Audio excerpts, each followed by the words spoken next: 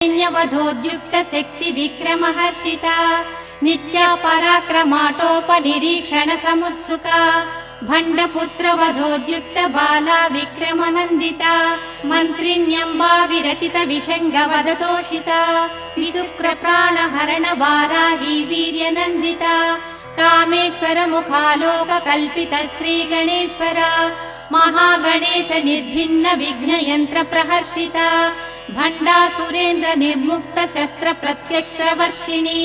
कराङ्गुलिनखोत्पन्न नारायण दशाकृतिः महापाशुपतास्त्राग्नि निर्दग्धासुरसैनिका कामेश्वरास्त्र निर्दग्ध सभण्डासुरशून्यका ब्रह्मोपेन्द्र महेन्द्रादिदेव संस्तुत वैभवा हरनेत्राग्नि सन्दग्ध काम सञ्जीवनौषधिः